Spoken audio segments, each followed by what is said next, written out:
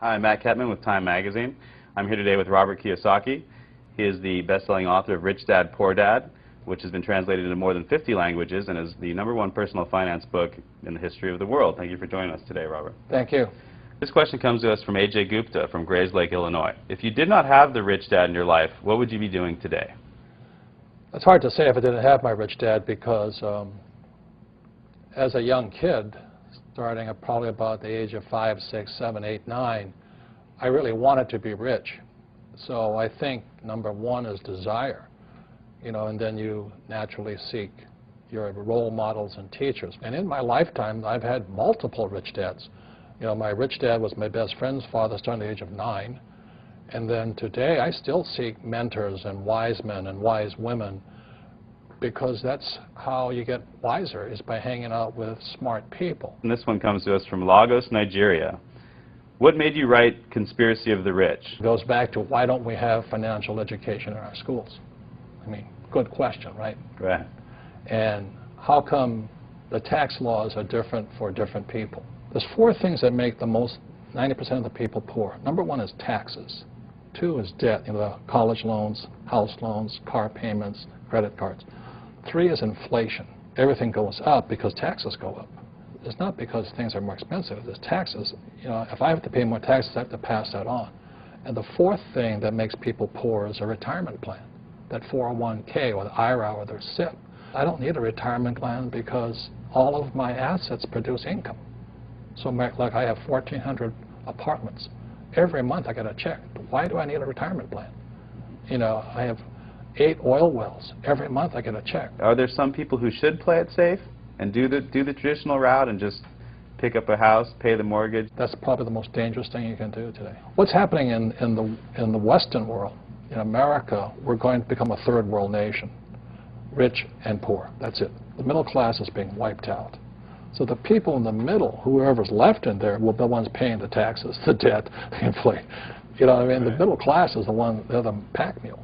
Is there any way a government can help this, or is it really based on the individual to come up? You have to decide which side of the fence you're on, rich or poor. Yeah. Make up your mind. Yeah. Make up your mind. I made up my mind. It's rich dad, poor dad. I want to listen to my old man, PhD. The government will take care of me. You save your money. And as you're saving your money, the Federal Reserve is printing trillions of dollars. I mean, how stupid can you be? And invest your money for the long term in a well-diversified portfolio of mutual funds, send it straight to Wall Street so that they can pay their brokers $10 million a year bonuses. I mean, how stupid does a person have to be? I mean, wake up. Do they teach you that in college-level economics, or no? Hell no. Are you kidding me? Absolutely not. By design.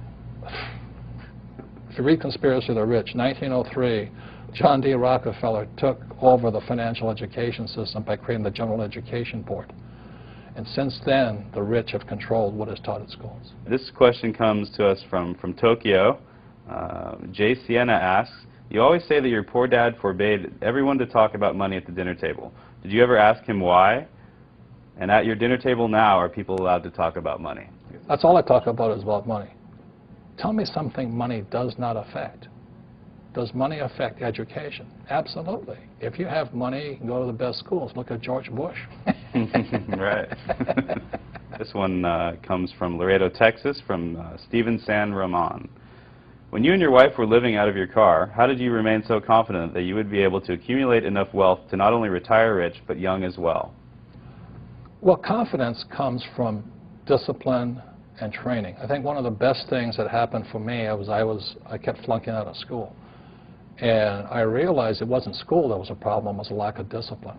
And so that's one of the reasons that I went to military school. The military trains you that there's 4 strengths. There's mental strength, emotional strength, physical strength, and spiritual strength. So that's what kind of kept me going. Is there a time to bail out on a project, though? I mean, when... That's not in my vocabulary. Yeah. Look, I have an unfair advantage, I went to war. And at war, I'm alive because other guys died for me. When you see stuff like that, how can I quit?